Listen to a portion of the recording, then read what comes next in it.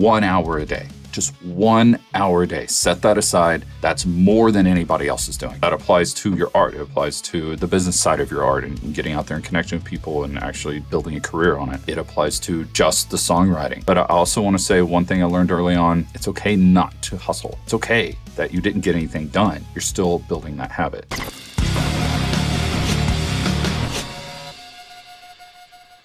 Let's talk about staying inspired and motivated, keeping the creative juices flowing, and maybe we'll get to work-life balance and what that looks like as a creative. So just keeping inspired and motivated, I think we're looking more at the creative spark and what that even means. And like, how would you describe creativity in general? Just so we're all on the same page here, we're talking about the exact same thing. What would y'all describe that, if you can even define it? What is creativity, especially in the context of being a singer and a musician? Or when I say keeping the creative juices flowing, what does that mean? What I think of is, first I like to define creativity. And funny enough, I did a little bit of research into creativity and how you can apply it and get better with it as like a muscle in grad school as like a thesis. For the whole project was to get to a point of having a machine that could essentially read your thoughts and create music by thinking. And that was intense. So I ended up not doing the entire thing, but took a lot of inspiration from the ideas that I learned from it. And creativity really is this blend of familiarity into a place that feels so blended that it feels unfamiliar, yet reminiscent of some ideas. And it's all combinational. Creativity is all combinational. And then you have like the value of it, and then you can ultimately, take something and make it novel and definition stuff. But so with creativity, the way that I like to approach it is knowing that it really is kind of a muscle, and inspiration is more generated than captured. And there are moments that you will feel like, yes, you're capturing it because you are in a situation where your environment is allowing you to do it. Your mind, your mindset for things, your mentality on it, the accessibility you have with technology for, like, say, as a producer, I have really good plugins to do a lot of the work for me. So getting to this end result that I'm dreaming of is easier and more efficient to do versus, okay, right now I have all this time to myself on a Saturday. I have this song in my head. Let's do this thing. That can end up being a moment of inspiration, listening to your other, favorite artists. But if you work it like a muscle where you do it not necessarily because you feel inspired to, but because you know what your dream is, and just being able to take those first steps and essentially snowball into a place of you wake up and you have the capability to do what you want to do, and you can see the vision. The creativity lies within those reps of, I'm using this tool, now let's try this other tool. And then you start combining these possibilities together into a way that once your toolbox becomes so big, then from the outside, it looks, like a unique toolbox and the way you combine things together. So staying motivated and creative does come down to like lifestyle, comes down to in the terms of like physical health, mental health, feeling comfortable enough where you can get into a zone and be able to express yourself freely. But there's a multitude of things that all combine into a flow for the individual. And taking those steps of just action allows you to create this sense of familiarity in your own process. And thus you're able to branch out more easily and explore those other combinational pieces of your vocal identity, your songwriting skills, things like that. It's interesting. You're discussing creativity more as a context of productivity within art, productivity within ideas, which is a really interesting concept because it's not productivity, let's get this done. It's productivity in how you approach something. Yes. And that term flow, I'm going to totally butcher this guy's name. Psychologist Mihaly Csikszentmihalyi, something like that. I'm just going to stop there because I probably already butchered it. I don't want to make it worse.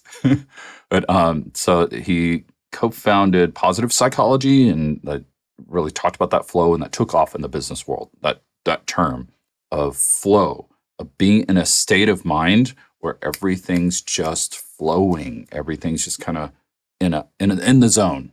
Like you're totally in the zone with the direction you're headed. And to me, sure, that's a productivity term, but I love attaching that to the idea of creativity because it's not about getting stuff done. And I'm talking circles now, but that I guess I'm astounded by that way of looking at it. I've never thought of it that way before. Yeah, it's very much a muscle that like you accrue and you can spend when you want. Like I learned this from Devin Townsend a bunch, where he has so much going on from production projects to family to friends and all these things that he just, as a practice of being inspired and creating original music, he would let everything that would distract him. And he would let himself get pulled away to, answering his wife's call to pick up the kids, to taking out the garbage, to all these things, and practicing sitting back down and being like, where was I? And then eventually it started, and you just try to continue. And eventually you can just step away from things, sit down and continue where you're left off, and eventually get to the point where you sit down and you are actively creating immediately. It's a mode. Yeah. Yes. That's how I describe singing. Like speech, it's mostly down here in the throat, and then singing is in a totally different placement. It's in the head. Yeah. It's behind the eyes. It's, and when you can get your brain to start to associate it that way, and that's what training is all about for singing. When you think, okay, I'm in singing now, it's just a totally different placement. So, yeah, very similar in that. So I talk about a lot with my students about alter ego.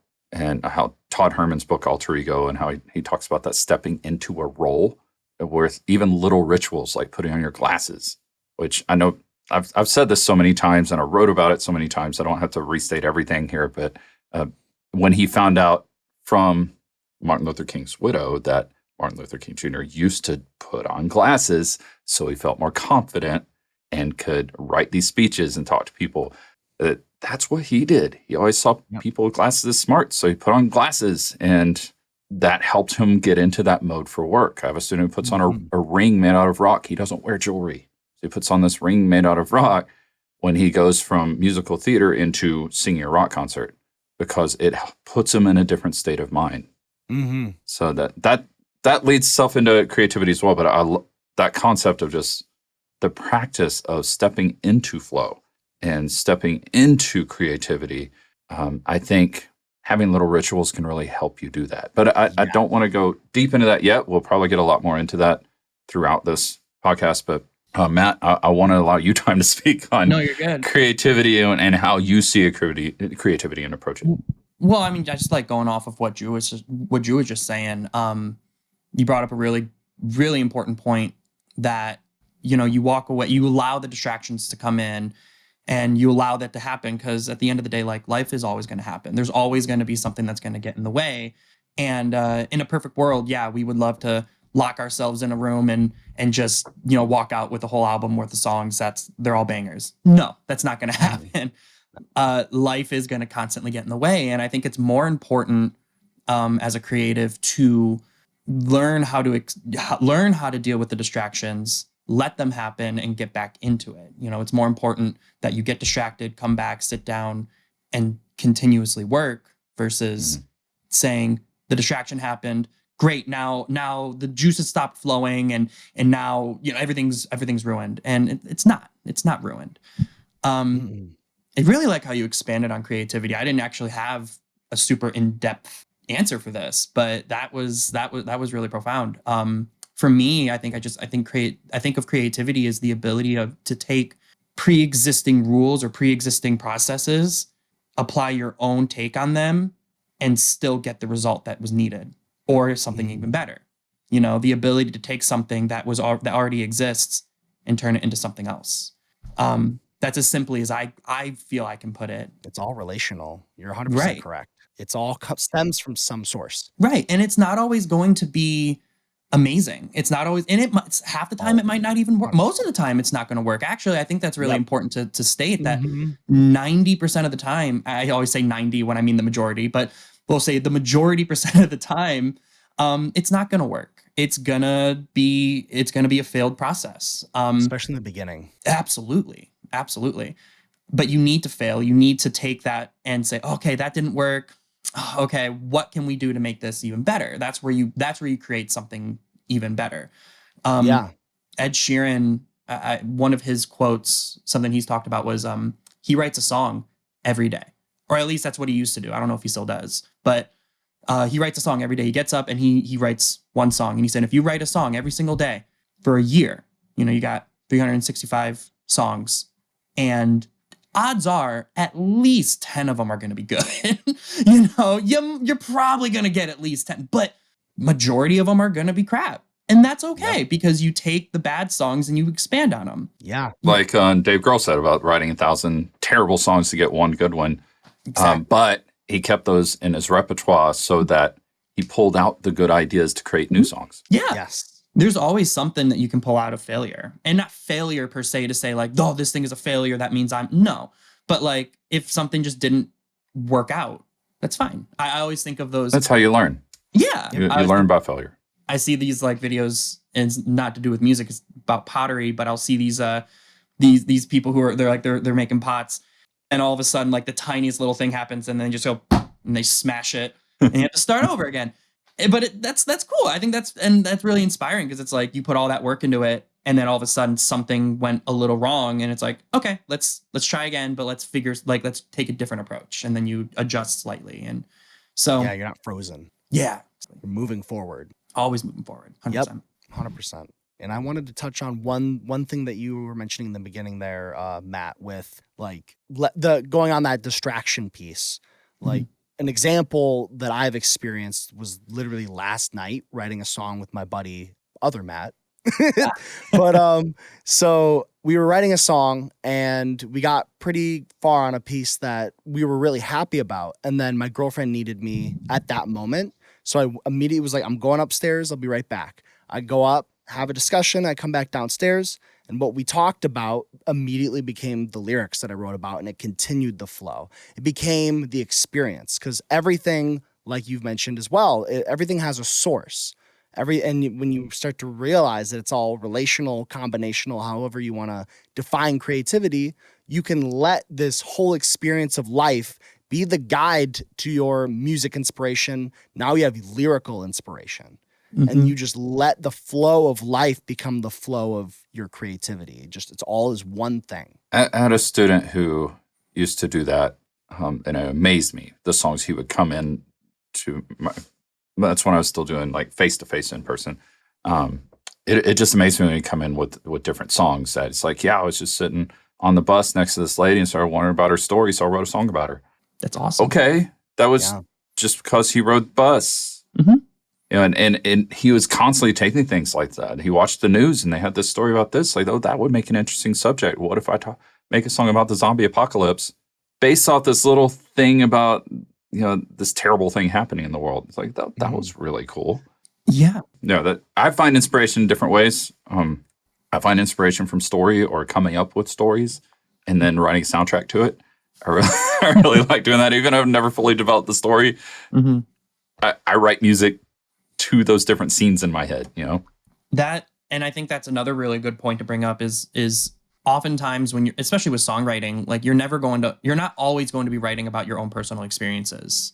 A lot of the times you're going to be writing about something that you've seen, something that you've heard, back in the day with classical music, they're taking poetry written by someone else and putting it to music. You're drawing inspiration from outside sources. Yes, you should also speak to your own experiences. But if you're going to be writing about something that, you don't have personal experience in, it's also important to sit down and talk to those people who might have personal experience in that. But think of a great novelist. That's kind of what they do. Yeah. Exactly. And so if they have an experience and they go to those cities, they go have those experiences. But if they can't, they read about people that have, and then try to find what they relate to in their own life that kind of it relates to that emotionally and how they would feel if they were in that situation, and what have they been in that they did feel that way, and kind of put themselves there. That made it personal for them. Yeah, 100%. Yeah. Well, and then like stepping away from lyricism, like, and I think if you're having trouble, let's say like coming up with an idea for a melody or a chord progression or something, a lot of the times when you're sitting down trying to write something cool and profound, a lot of the times, in my experience, it's not going to come out that way. It's going to sound forced because you're trying. So when those things happen, you just sit down and just noodle, just play around. If you're a singer, just sing along, just start scatting. Na, na, na, na, na, na, na, na, Yep. na. And then there have been so many times I'll be like, where do a lot of people just like randomly start singing? Oh, and they're in the shower and they're just like, oh, and I'll be sitting there. I'm like, ah, na, na, na, na, na. And I'm like, da, da, da, da. Hang on, I like that. And I'll jump out of the shower, grab my phone and like put the voice memo on. So I was like, I gotta sing that one more time and then sing it. And then you go back, listen to it, and then you expand on it. But a lot of those things come from when you're not trying. You're just messing around. And all of a sudden you play something on accident and you go, whoa, wait, that was super cool. And 100%. Yeah. Stemming off that too, I think about, like, for example, there's a project I was just brought on to, which is making a Warhammer album, and I'm singing about Warhammer stuff. So like on the topic of like, you have this mask to wear, this, you have the ring on your hand, and then you have to be free within it. I look at it as like, sure, you go and you understand and you read up on like the history of these things. But then as a singer and you're going to lyrics and melodies, like you were saying, Matt, like taking that freedom that you need to have where you just hum to it, you scat to it, but then putting almost on this garb that you're in this universe, right? You're like, okay, I'm feeling badass, like whatever makes you feel like a badass, right? If you're supposed to be the emperor, right? Singing to his denizens in the story, you're like, imagine yourself as that, play a video game or like, get in that mentality, embody it and just scat in that sensation that you feel, and it will guide you. Things will line up and you're like, that fits with that emotion. Like if you're writing guitar and you're like, the story is XYZ, you're like, I'm going to feel the emotion that creates. And then you're scatting, you're noodling. Well, the things that go like yes to you in your head, the aha moment, will align with the emotion you created in that noodling, in that scatting. And that becomes very powerful when you need to put on like a character. And then you're like still fully creative within it because you just become the character who also has all the skills and experiences that individual, you are singing with, yourself. Absolutely. What you're speaking to there is kind of the oldest thing in the world is storytelling. Ultimately, that's what we're doing. Where we're talking about emotions and the story happening inside, or we're talking about what's happening outside, and like actually painting a picture of like a movie, like actually telling a story, talking about a character. But storytelling is older than language, and this is, since we could communicate it all, we told stories, and that's how we passed things down. And even life lessons was through stories, and we highly resonate with story.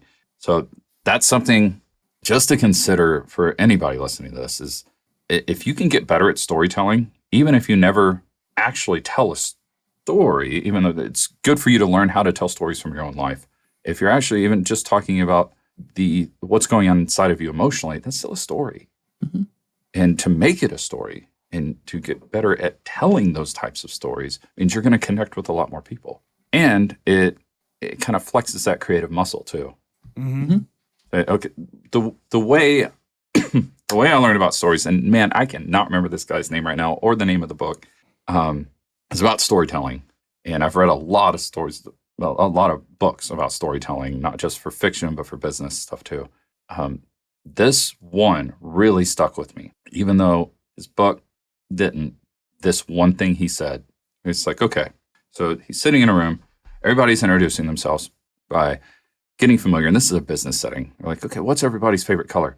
Hey, blue, red, purple, and it gets to him, and he's like, so when I was a kid, it's totally went into storytelling mode and captured everybody's attention really fast. Like when I was a kid, I lived in Miami. My parents were immigrants I think they were from Cuba. But it's like, so I go down to the water, to the beach every day, and there was this beautiful green palm tree there. And that was just my place of rest, just to get away from everything. And so because of that, my favorite color is green. Okay, so they went throughout the meeting, and at the end of the meeting, the guy came up to him and said, so, when everybody else is giving their favorite color, you went into a story. Why did you go into a story about it? And he said, so tell me, Do you remember anybody else's favorite color? They remembered his. Mm-hmm.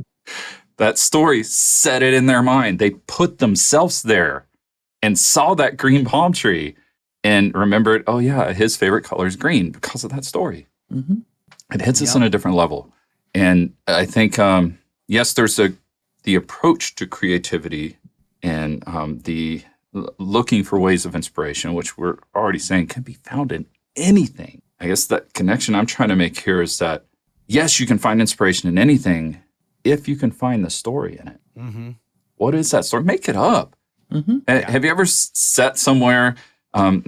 This is just a fun thing. I've seen other people do it, but Nadine and I definitely do it sometimes where we're like, say, sitting in an airport and watching two people talk and you can't hear them.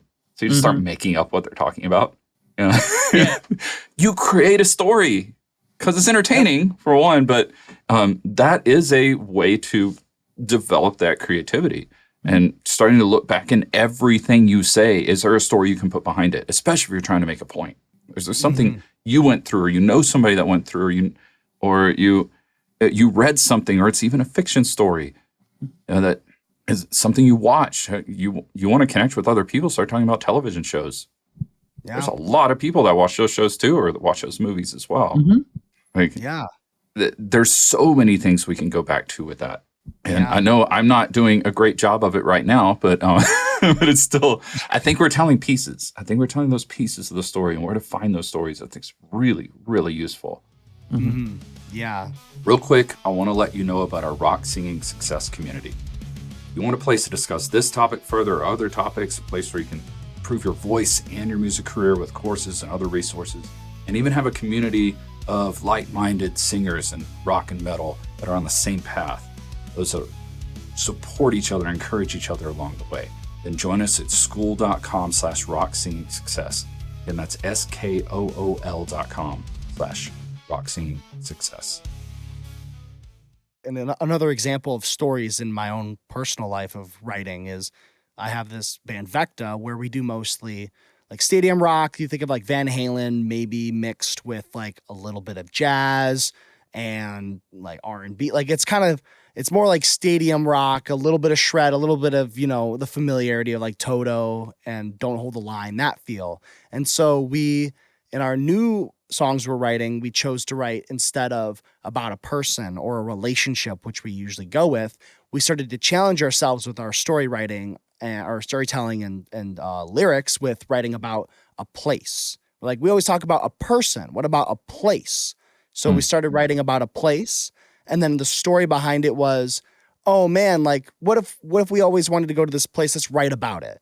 But as the song became heavier, we were like, what if we make the story about you get to the place, but it's not exactly what you thought it would be. And now you want to leave, but you can't leave. And then we're like, Hotel California. And it's like all this kind of, finding the challenge within, first, write what you know and what you feel at heart, but then to challenge that toolbox, that muscle of creativity.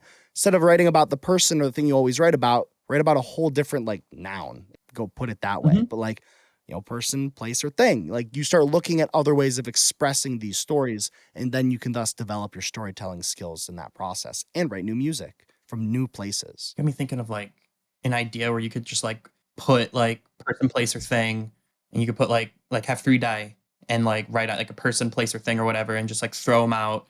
And then it's like, okay, like give a random person. Okay, now give a random place. And then, okay, give a random thing. And then just like build and make that a song or make that a story or whatever, just right off the cuff. It's a good improv exercise. Yes. Improv is scary for a lot of people though, myself included. I'm an actor, musical theater and opera, and I hate improv. It terrifies me. So it's, yeah. Mm-hmm. A fun way of practicing improv, this is something I do that a lot of people don't like sometimes, is really playful gaslighting. Like I have a friend of mine who was in love with the fact that my dad owned a brewery, like it partially owned a brewery. He's like, wow, can I get beer from them? I'm like, yeah, do you want a keg or a super keg? And he's like, what's a super keg? I'm like, oh, it's 2.5, kegs. And then he's like, okay. I'm like, but like you could, if you want it for a party, we also have giga barrels. And I'm just He's like, wait, what are you doing to me? I'm like, dude, there's no such thing as a giga He's just barrel messing or a with you. super barrel. So like, just telling stories that are like believable, and then you just are like, no, I'm just completely playing with you. No, that was real. Yeah. But if you can get them to I do believe that. the I do that story to a you're lot of people. telling. I've done that. I convinced an ex-girlfriend that I was from the future, and yeah, Mhm. it took me 30 minutes of constantly just trying to be quick-witted and stay on top of it and keep my story straight and stuff. It took me about 30 minutes before she was finally like, really? It's like, no, I'm just kidding. Yeah, I would So- punch make you. it slightly more obvious as the story goes on. Oh man. Like, also, But- I'm red. What? we also keep mementos of stories. Yeah. Like, probably half the stuff in your room. Heck, I have a Shure 58 mic. I am not a fan of this mic. I will probably never use this mic, but I inherited it from a friend that passed away. It was like a little sister to me. I'm not going to get rid of it. Right. Having this sitting on my desk, I mean, it makes sense. I'm a vocal teacher anyway, but having this sit on my desk just reminds me of my story with her Yeah.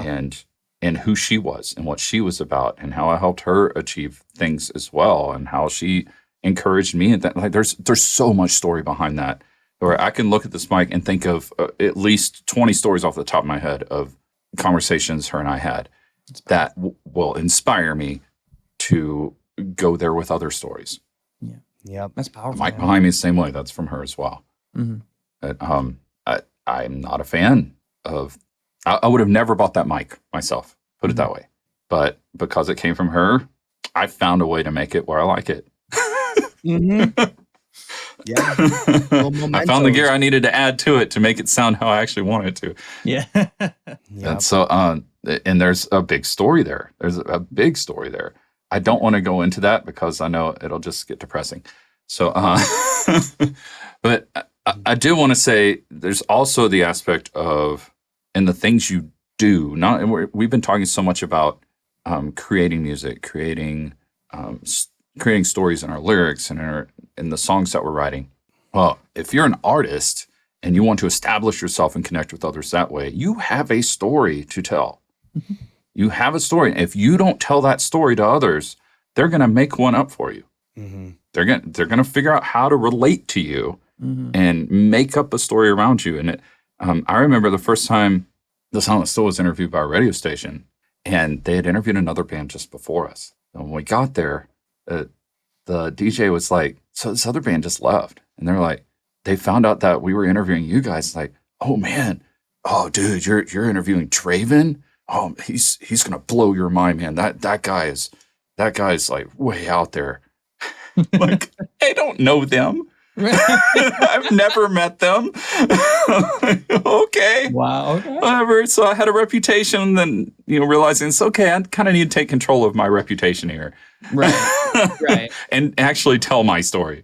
Right. But Rock Circus Masquerade, when we put that on, that was a combination of things. So we listened to our fans and what they like. We did a lot of work on defining who our ideal fan is and their likes, their interests, not just as an extension of ourselves, which is a big deal for defining who you're trying to connect with and helping inform what you're writing. It is an extension of yourself, sure. But who are you also naturally attracting to, not just who you're attracted to? And we were looking at that. They're not all into the same stuff that we were, but we started seeing cosplayers, and they go to Ren Fair, and they're also big music fans of this certain style of music. And okay, so we looking at all that. They love Cirque du Soleil too. So what if we took these ideas and put them together? So now we have a rock concert, a Cirque du Soleil type performance, so a circus performance, and so acrobats, and a masquerade ball, so they can all dress up. That's cool. And we tested. We tried a few different names, and it got a little convoluted until we finally settled on Rock Circus Masquerade because people kept having a positive response to that. It's like, okay, so we have this idea. Let's sit down with 10 of our ideal fans and just talk to them about it. This is all business stuff we've done. So we wrote it out on what's called a one-page business plan, lean canvas. And then we took those ideas and sat down with different fans. And we're like, just people that fit that definition. We're like, so we're thinking about doing this Rock Circus Masquerade thing. Briefly describe what it is, like I just did, and then let them talk. So they're like, oh, that's so cool. It'd be awesome if you could do this, that, and the other. So we just wrote notes. But they're saying it'd be awesome if we did this. Okay, all 10 people said this. We're doing that. Yeah. And then we took their buzzwords. Every single one of them said certain things. We Mhm. took those buzzwords, put it in our advertising. Yeah. And so we ended up putting on a show with very little money put into advertising, into Facebook advertising. The flyers didn't work at all. Facebook advertising, very little money. All their wording. And filled the room. 500 people, $20 a ticket. Nobody knew who we were. I tell you that 11 people out of those 500 actually knew who we were. That's a $10,000 show. Yeah. Granted, we overdid it. We had a cast and crew of 40 people. We didn't even need half of that. But so we spent a lot of money on this show too. Right. But just that creative process, say we're breaking it down. What connects with them? What stories can we tell within this? And we had this whole story to tell. And after that test show, that was a test show, we decided let's make this more a congruent story so it pulls them in even more. And now they're following a character through this world that is a rock concert, not really a musical or an opera. It's one person singing. So it's a rock concert, but there's a big story that they're watching behind it, and they're part of that story. Mm-hmm.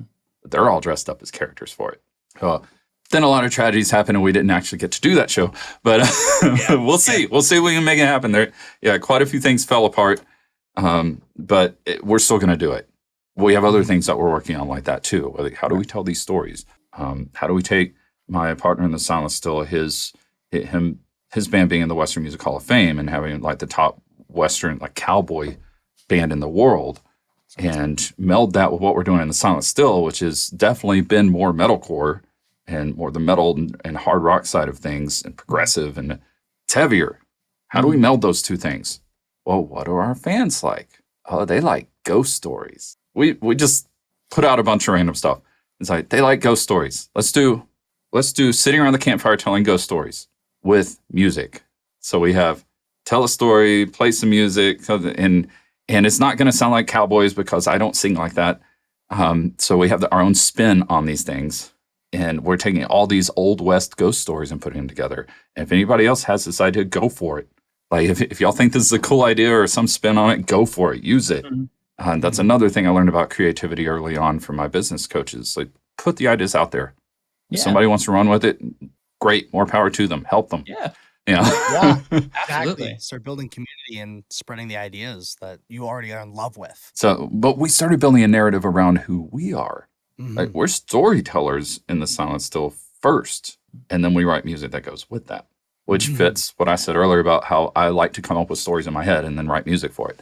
It's 100%. But I do want to kind of switch things so we don't have a lot of time left. But so a big issue people have in this is they don't feel like they have enough time. And to me, this actually ties in really well with what you said, Drew, at the very beginning on getting in the flow and being able to practice getting in the flow. And who was it? Dan Coe that said that. So you're getting on my business side here. Dan Coe said that 1 hour a day, just 1 hour a day, set that aside. That's more than anybody else is doing. Mm-hmm. Like you're already doing more than 90% of the people out there. If you're setting aside 1 hour a day and you're consistently moving forward when you're doing that. And yes, that's a business saying, but that applies to your art. It applies to the business side of your art and getting out there and connecting with people and actually building a career on it. It applies to just the songwriting. If you set aside that hour and you're expecting, okay, that hour's for this. But I also want to say one thing I learned early on. And if you look at books like Slow Productivity, where it's okay not to hustle. It's okay that you didn't get anything done. You're still building that habit. If you look at Feel Good Productivity, Ali Abdaal, his videos are awesome, by the way. Really cool guy. Feel Good Productivity, I'm just going to bring it up so I don't get it wrong. And, it's like, do more of what matters to you without the burnout. It's all about not getting burned out here, or even thinking, if this is a motivation for people, the book 4,000 Weeks by Oliver Berkman is an amazing, amazing book that the main premise is on we only have 4,000 weeks to live. So why are we focused on things that we don't enjoy doing? And he calls it time management for mortals. But it's Mhm. that idea. Okay, sure, you need to pay the bills, take care of yourself, pay the bills, put a roof over your head, Mhm. eat. Like get your needs taken care of. Mhm. But when you're off of that, why go play a video game? I understand the rest. I play video games. Ali Abdal plays video games. Dan Coe, who's super successful and like super structured, he plays video games. Mhm.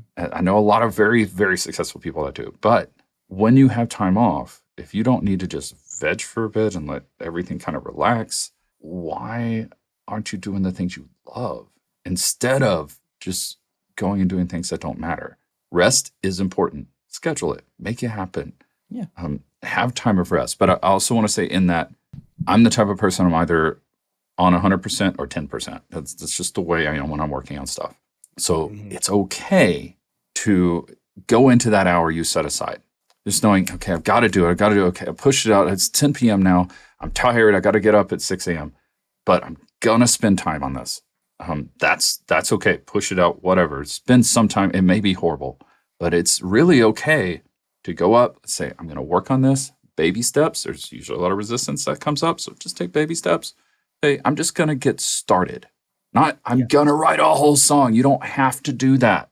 Go into it thinking it would be cool if I did, but I'm just going to start and see what happens. Mm. There's a lot of times you're going to go up, start out, and be like, I'm not feeling this. Mm-hmm. Yep. Give it 5 minutes. See if you can get into that flow. See if you can find that inspiration and just kind of get into a flow of it. Start to get into that snowball effect with good ideas. And if you're not, 5 minutes in, you're like, yeah, I just don't know. And you don't feel like giving it another 5 minutes, go do something else. Mhm. It's okay. Yep. Because even if you're only doing an hour 3 times a week, you're still doing more than 90% of the people out there. Yeah. You're Yeah. still moving forward. You're still building momentum. You're still learning those skills and building that creative muscle. You're still doing it. And you're not, or I say you're no longer stuck Mhm. in go to work, pay the bills, come home, eat, watch TV, go to sleep, get up, go to work, pay the bills. It's like you're no longer stuck in that. Mhm. And Yep. you're actually working on things that you enjoy. But the moment you start pushing yourself to the point of it's not enjoyable anymore, walk away. Mhm. Yep. Walk away from it. Come back to it another time. It's perfectly fine that, oh, I didn't spend an hour on it today. Okay. You weren't feeling it. I get it. Try that tomorrow. Mhm. What usually happens with me is I'll get started, a bunch of false starts. And then there's that one day where I kind of like, okay, I set aside an hour for this. Maybe I only got 30 minutes. Let's gonna get started. And then 5 hours later, I'm like, oh man, I'm hungry. Oh man, it's been 5 hours. What? Yeah. Yeah. Oh my God. Yeah. Relatable. So it's just the baby steps, just getting into that flow initially. And Yep. the biggest thing there, the biggest takeaway from that is having time set aside. Put it into your schedule Mhm. and then start. Mm-hmm. Don't think you're a failure just because you weren't able to spend an hour doing it. Just start. You have an hour set aside. You have some time available. Now start and see what happens. Mhm. Yeah. One thing I like to think about on that note of kind of taking control of your life in a way where you're starting to actualize your dreams, or at least start taking those baby steps, is I like to visualize where you could be writing, a story with lyrics to this hero of this, this vignette you're writing for a song, right? Say you have a concept album and you're like, wow, okay. Or you're appreciating a concept album, right? It's like you can view your life as a concept album of the person with the struggles who still strives to do what they have to do and achieve their dreams. And pretty much like what you're writing for in these songs, you embody in your own life, right? You're sacrificing some sleep at times and other things. Like life is full of sacrifices you have to make, but that's the tragedy of the hero is they have to give up things to move forward and to become their ultimate self. So when you stick in your cycle of what you just presented there, Draven, of waking up, pay your bills, go to work, all these things, like, yes, you have to do these things. But there are times where you have moments of, I can sacrifice this thing to move the needle forward. And then that's the narrator in your life being like, but then one day he was fed up with the way that things were. So he took that first step to becoming the hero, right? And so Yeah. you start to live mentally of like, I'm narrating my own life here. I'm going to sacrifice some sleep. I'm going to sacrifice this show, whatever it is, to just be like, I am biting into my own life a little bit harder today, and we're going to see what happens, just to move that needle to become what I could become and just explore.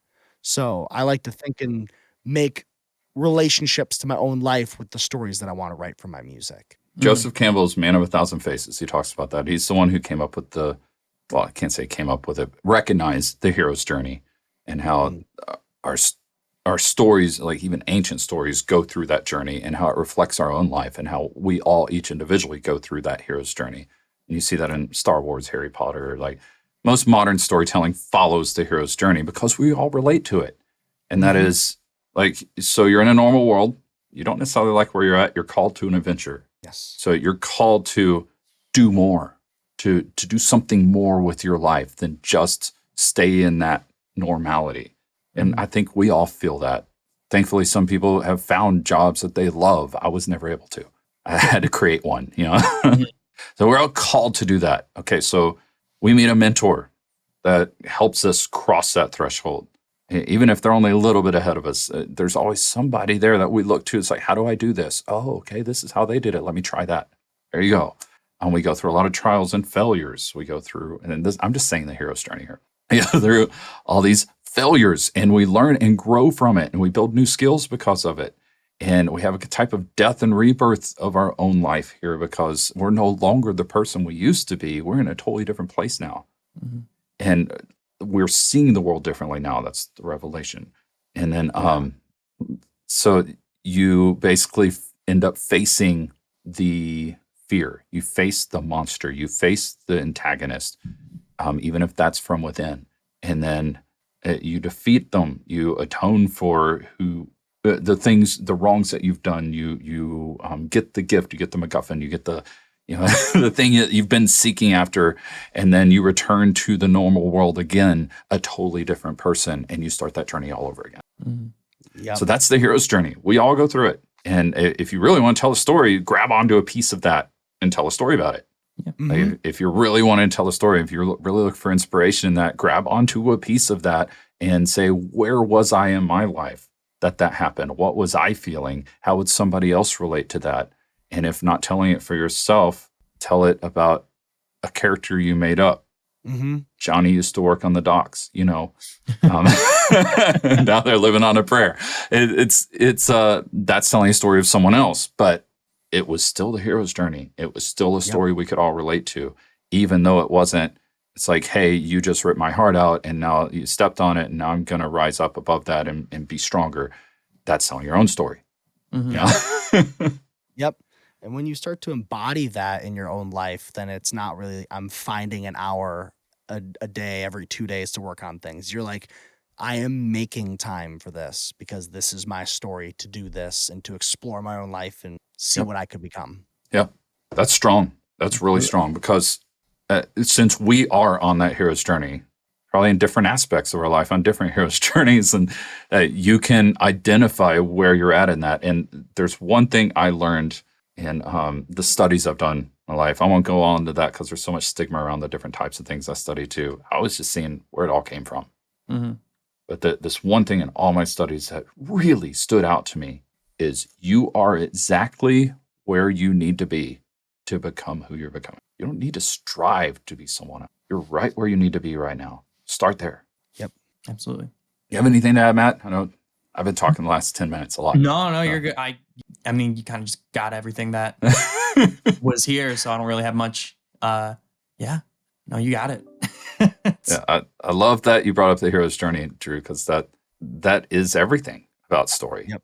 And even in knowing where you're at so that you know how to even approach getting in the flow and getting into that creative flow.